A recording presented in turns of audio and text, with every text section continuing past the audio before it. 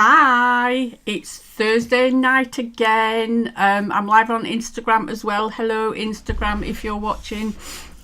Click here when live or stream info, viewer counts and more. No idea what Ecamm is telling me to do. You should have...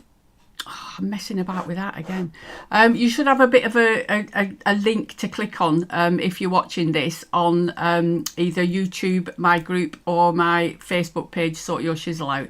Just giving Ecamm permission so that I can see if anybody's watching or if anybody is going to send me a comment, because I really love getting comments and then I can swoosh it across. What am I going to be talking about? It says, hold on Instagram, we're telling more followers to join your video. That's nice. That's really nice of them. Anyway, I shall continue. So the title of this was something around, I've actually forgotten what I said I was going to do, but it's something around looking for the cause rather than focusing on the symptoms of things, which is kind of been a bit of a theme for me lately. A lot of people have been asking me, how do I deal with X, Y or Z? And it's really difficult when you're going through something. If I say to you, probably the worst thing to do is to focus on the symptoms that you're getting, which doesn't really help you very much. But what I want to encourage you to do is to look upstream. And when I say look upstream, I mean look at the cause, what's causing whatever it is that you've got symptoms for. Because often what we do is we'll go to the doctors and say this is happening, and they'll give us a prescription and we take tablets or whatever it is that kind of sorts the symptom out but not the cause. Everybody knows who watches me or follows me that I've obviously had a cancer diagnosis. It's all going swimmingly and it's going really well. Even my hair's growing back now. I've got my little skinhead coming back. It's just my head's cold because it's flipping freezing. So it won't be long before me woolly hats are off and I'm confident enough to show my little skinhead off to everybody. But one of the ways that I talk about this is that it's kind of like if you have a leaky roof and you're sat, say for example I'm sat in my room here and I have a leaky roof, so I go and I get a bucket and I put it underneath and it catches all the drips, and then half an hour later it springs another leak, so I go and get a washing up bowl and I've got pots and pans and buckets and washing up bowls and everything catching all these drips of water. At what point do I think I need to fix the roof? Or do I literally just fill the floor full of things catching all the leaks? And that's kind of how I see it. It's a bit of a metaphor, but that's how I see it. If we're focusing on the symptoms that we're getting, whether that's through stress or anxiety or overwhelm or our diet or our lifestyle or whatever it is, we need to look upstream at what's actually causing it and do something about that. If we're talking about anxiety, hi Tam. How are you? I hope you're feeling better and you're feeling okay. So yeah, if we're focusing on the symptoms rather than the cure, we're just going to be sticking a plaster over what's going on as opposed to looking upstream at what's causing it. So me, for example, with my cancer, a lot of it was lifestyle. There's no two ways about it. I lived a pretty crappy lifestyle. I didn't take care of myself. I was usually stressed with work or my personal life situations or those sort of things. My diet was absolutely atrocious. In between clients, I would just grab a packet of cheese and onion crisps and a Mars bar and crack on. Vegetables were non-existent in my life. Drunk far too much caffeine, smoked for most of my life. I actually gave up smoking when my daughter was just about to give birth to my grandson, because she said, I'll not let you anywhere near him if you've been smoking. And that was all I needed to stop smoking. So looking back on my life, I didn't really take care of myself. Since my diagnosis and since sort of April when I started my treatment, well before February-ish when I was diagnosed, I've radically changed my diet. I'm looking upstream now at preventing the cancer coming back or preventing it spreading by exercising more, back at the gym now, doing aerobics. Been twice this week already, not aqua aerobics. I need to say I'm in the water because I do love water. I'm a bit of a water baby. Diet, I've gone fully vegan, no sugar, no fat, really taking care of that side of things. I'm not saying I haven't done the chemo and taken the medication, but I've been doing lots of things outside of that as well. Everything looking upstream. So not really sitting and wallowing in the situation that I'm in and just taking painkillers for the aches and pains, or whatever, to try and sort out the symptoms that I'm getting, but actually look at the cause. So that's one thing that I would say to you. If you're struggling and you're feeling overwhelmed or stressed or anxious, medication is brilliant. I'm not saying don't take any medication, but do something as well as look at your lifestyle. Are you exercising enough? What about your sleep hygiene? What about your diet? Getting out and getting fresh air, getting up off your seat and moving around, being more active, all these sort of things. I'm not perfect by any means with any of this, but it's about looking at the changes that you can make.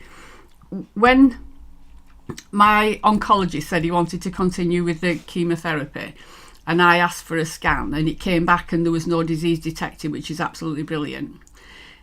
Because I'd made that decision that I didn't want to continue with chemo without knowing whereabouts we were with the cancer, I suddenly started to feel in control of my life for the first time in nearly 12 months, because I was just doing everything that they told me to do. And for me to make a stand, it's really empowering. And I want you to start thinking about, is that a possibility for you? Can you start to make changes? Can you start to make a stand in your life and choose to do something different? And I'm not talking massive changes, but small steps. You'd be surprised how far we come in a month's time if we're just taking a small step every day. And taking small steps, it then starts to be a habit, and then it becomes the norm, and then we can introduce something else. So it's not about making massive changes all the time. It's just about you doing a little bit of something that's going to make you feel better, and that your future self is going to thank you for.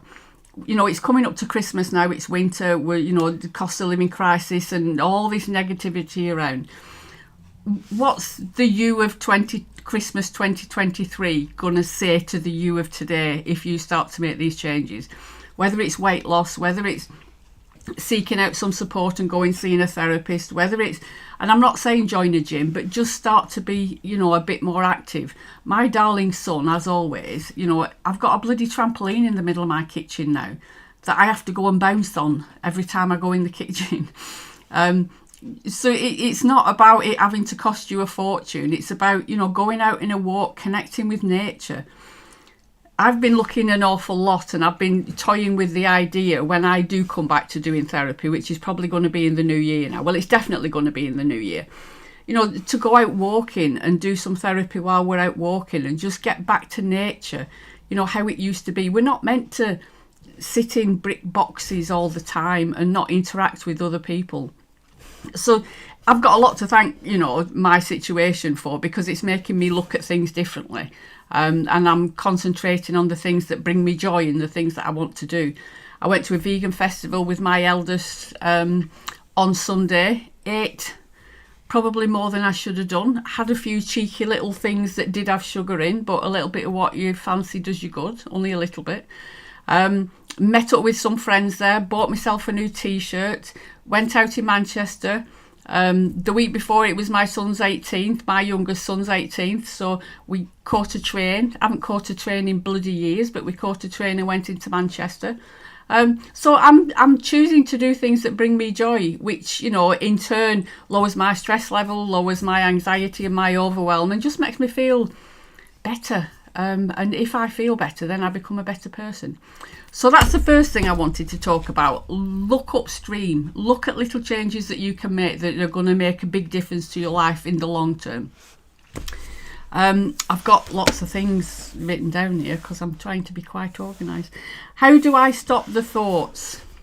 You can't. What you can look at, and again, it's looking upstream and it's looking, at the cause rather than the symptoms, is how much energy and attention you are attaching to those thoughts. I think I read somewhere that we have up to 60,000 thoughts a day.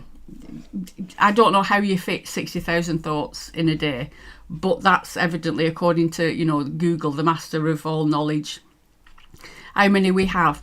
And most of them we don't pay attention to. Most of them just come in and they go and they disappear. It's the ones that come in that we catch hold of and we start to give attention to, and then we put another thought on top of it, and then another thought on top of it, and then we kind of make a whole story up or a scenario around it.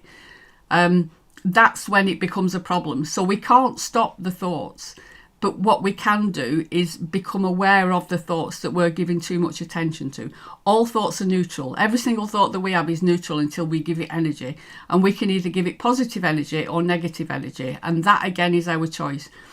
When we understand that and we become aware of it, again, it's quite empowering that we're in control of a lot more than what we actually think we are. So that's another question that's come up this week.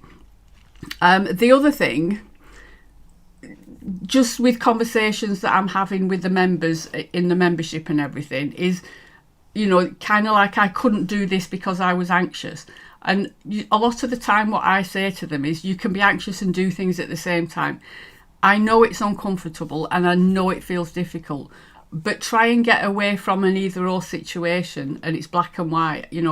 I'm anxious so I can't do it. Another thing that a lot of people say, my sister did this for quite a few years. She had her first panic attack or anxiety attack when she was 11. She's heading up towards 60 now. And if you ask her, she'd probably say that she's been anxious all her life. The reality is there's been big parts of that where she hasn't felt anxious, where life's been going okay, generally over, 50 odd years, let's say. But within each one of those years and with each one of those days and with each one of those hours, there's been times where she's not been anxious. But because it's a survival mechanism, we only tend to focus on the negative times when we have been anxious.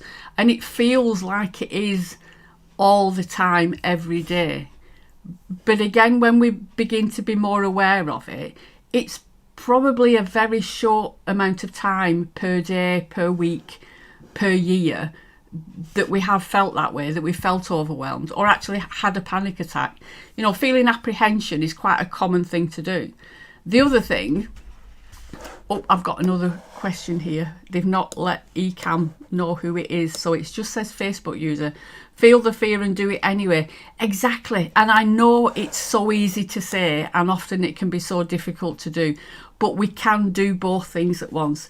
Again, I don't want to keep harping on about it because I do like these, lives to be quite positive. A lot of the time, I hadn't got a bloody clue what was going to happen to me when I went into hospital for my treatment. I had that many allergic reactions or something went wrong or whatever it was every time I went in, that if that was my only focus, if I didn't do things because I felt anxious, I would never have done any of it. The only time I can honestly say that I came so close to the point of getting up and walking out was just before my operation. I was on the bed waiting for the anaesthetist was there. She was just about to put the epidural thing in.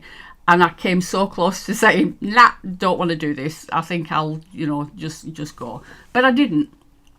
I worked through it, with a lot of support from the anaesthetist, who was absolutely fantastic. So it is possible and we can do it. What's the other thing that I've got forward? Oh yeah, another little quote that I often say is, you can't move forward when you're looking in the rear view mirror. And that's what a lot of us do.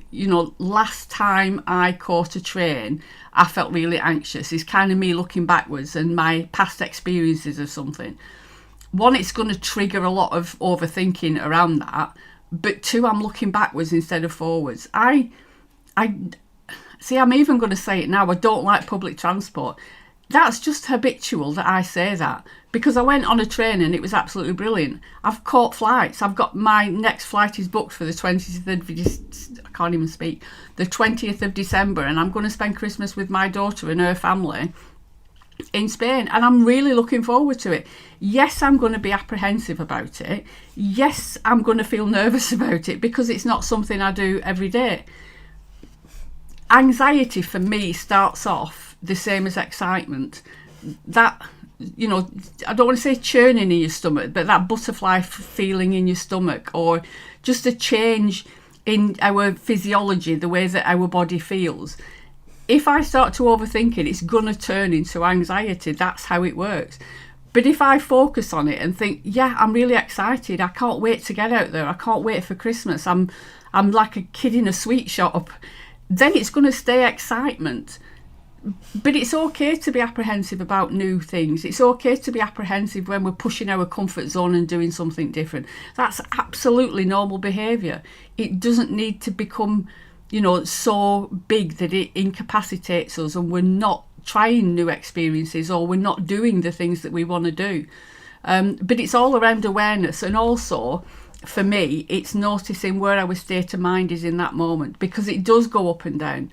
There might be some days where you can feel like you could rule the world, literally there's nothing going to stop you, and the next day you might feel really overwhelmed and overawed with everything and not do as much. That's absolutely fine too, because that's just our state of mind dipping, ebbing and flowing and doing its thing. We can't possibly be at the top rung of the ladder all the time. It's inevitable that we're going to come down. But it's the same as when we're down, it's inevitable that we're going to come back up again. And it's just understanding that that's how it works and that it's okay when it does that. Looking at what else I've got. Right, there's just another couple of things that I wanted to say. I think Susan's just reacted with a love heart. Thank you so much. And I wish I knew who the Facebook user was, because I'd say thank you for commenting. Just another couple of things. I've had some lovely comments and messages on TikTok. If you're on TikTok, then pop over and follow me. Sort your shizzle out. This is going out on YouTube as well. If you're watching this on YouTube, don't forget to click the subscribe button. And I'm over on Instagram as well, sort your shizzle out. So you can catch me all across social media. I am starting to be a bit more active on there because I've been a bit of a hermit lately. But now I'm starting to get my mojo back and get my shizzle sorted. I'm going to get a t-shirt printed with that on. I think next week I'm going to have a t-shirt on that says shizzle sorter, or I'm a shizzle sorter. I don't know, but I'm going to do that. Susan's just commented, it's me, your sister, lol. Yes, I know who you are. I've just been talking about you. If you watch this back on replay, I've been talking about you. There's another quote. It's quite a long one, this one. It's not as easy to face the fear, the anxiety, but every time I have, it's not been as bad as I thought it would be. That is absolutely phenomenal and amazing, and it is often the case. It's the fear of anxiety a lot of the time that we're feeling. And there's that classic saying that we've survived 100% of the worst days of our life. Anxiety won't kill us. That's the reality of it. It's a survival mechanism, it's protection, and it's our fight and flight kicking in. And even though we feel like we're going to pass out and we're feeling lightheaded and like we can't move our legs and literally our stomach and all these sort of things are going on, it's doing exactly what it needs to do. I don't want to divulge a lot of my bodily functions and everything, but I said to my son the other day that I was feeling a bit sick again and that I had a bit of an upset stomach. But I've been to the dentist and I was feeling a bit of apprehension, let's say, sitting in the dentist chair, because it was going to take an hour and a half. My teeth are absolutely buggered. Chemotherapy has just finished them off completely. They say it doesn't affect your teeth, but it has. The colour of mine have changed and everything. It's not good. So I knew I was going to be in the dentist chair for an hour and a half. And as with a lot of people, I love my dentist as a person, but I don't like going to the dentist. But that's how anxiety affects me. I always get an upset stomach with anxiety. It's kind of like a genetic thing from my dad, I think, because he used to be exactly the same thing. So I kind of know that that's how it's going to be. So whenever I get anxious, I always get an upset stomach. And it's just knowing these things. How does anxiety affect you? Because we're all unique and it will affect us all differently. So, our body is doing exactly what it needs to do. Because I've had a rush of adrenaline or cortisol in my body, having an upset stomach is an absolutely perfect reaction. Because in the good old days, when we were cavemen, we would expel everything. Do you know what I mean? And that age-old saying, I peed myself. When you get a fright and you think, oh, I just peed my pants. That's because our body is getting rid of everything so that we're way lighter and we can run like hell from that T-Rex that's coming around the corner. So it's all perfectly natural stuff. It's just being triggered at the wrong time. So whoever you are, Facebook user, yes, it is the fear of the anxiety, and it can be quite intense in the moment, but the more we understand it and the more we get used to it and the more we can slow our thoughts down. One of the other facts that I read somewhere is that when we have got cortisol and adrenaline in our body and then we start to feel anxious and we overthink it, it's kind of like we're giving ourselves, an injection of adrenaline all the time. Every thought we have, every anxious thought we have, it's kind of like we're injecting ourselves over and over with adrenaline and cortisol. The thing is with that, if we just get out of our own way and let the thoughts settle, it takes, it halves every minute.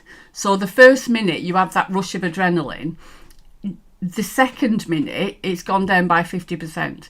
The third minute it's gone down by another 25%. The fourth minute, we're down to 12.5%. And that's, if you can just settle your mind enough for that first minute, the adrenaline and the cortisol is halved, so you're not feeling as bad. Then it halves again and you're feeling even better. Then it halves again. But what we tend to do when we start to get that first initial reaction is we're just injecting ourselves over and over with more adrenaline and then wondering why it's not settling. But if we don't know all this stuff, then we don't know what to do with it. That's the thing. So it's just about exploring, it's just about learning, it's just about hearing something new and taking it on with an open mind. What's this one's a Facebook user? It's like having a poison. I'm over here because I can't read the end of it, so I'm looking at this one. It's like having a poisonous parrot sat on your shoulder. Hope your appointment went well. It did. I was absolutely fine after my dentist appointment. Thank you so much for asking. And it is like having a poisonous parrot on your shoulder. It's all those mind monkeys or worm, earworms or whatever you want to call it. The negative self-talk. Half the stuff that we say to ourselves, whether it's in moments of stress or anxiety or just generally, we wouldn't dream of saying to anybody else. So moving on from that, I think I mentioned it last time, or I might have mentioned it in a post. I'm going to be releasing a course called Choose You. In the next week or two, it's probably going to be up. I'm thinking, I don't know how much I'm thinking of doing it for. Possibly around £47, which sounds quite a lot because we're going through this crisis that we're all going through at the moment. But you're getting a lot of bang for your bucks, because what I'm going to do, you've got there's an ebook with it, and I've done it over 5 weeks with the members. They got it for free because they're in the membership. But you get 5 workbook type things to go with it. So it lasts over 4 or 5 weeks. I'm probably going to do it over a month. But what I'm thinking alongside that, I'm going to do some videos as well. So you'll get a video, a workbook, and the ebook literally every week. But also doing a pop-up Facebook group so that we can be accountable. Because I've got this thing where I don't want people to buy anything from me, however much it costs. Even if it's free, I don't want you to be watching stuff over and over again if you're not implementing any of the stuff that's in there. If you're not making a change, nothing's going to change. So I thought, okay, we'll have a pop-up Facebook group. I'll release everything on a Monday, and then we'll be accountable for the week together. We'll have a live Zoom on the Friday, and we'll do that over 4 weeks, so I can keep me peaky eyes on who's actually doing it and who's not. Because there's going to be some things where you're going to have to post to say that you've done it, and then I can see who's actually completed it as they're going along. So it's kind of like an interactive course with me as your accountability buddy, but also a Zoom where I can do some coaching with the group if that's what people want. So that's kind of what I'm thinking. And I'm probably going to start advertising that, and we'll look at releasing that, over the next 2 weeks. The membership is also open. If you want to join the membership, they'll all get an invite to do this for free anyway. That's £29.99 a month. But I'm starting slowly to introduce myself, getting back into work. And then in the new year, when I come back from Spain, I'm going to hit the ground running, and I'll be back doing more courses and back seeing one-to-one clients. I've got lots of people waving on my Instagram. May, Mary, Lindsay, Seagoat Dotty. Not sure what your name is, but thank you for waving. Right, I'm going to finish this now, and I shall be back here next week. Feel free to ask me any questions. If anybody's got anything that they want me to answer, if you wanted it to be anonymous, just let me know, but just drop me an email. It's jackie@jackiejones.co.uk. Jackie is spelled Jacci, Jones Jones.co.uk. You can email me if you want to, or just message under this, and I can answer any questions that you've got live, and maybe even give you a shout out. Thank you so much, Facebook user, my sis, and Tam, for commenting on this. And I shall see you next week. Take care. Have a fantastic week. Bye.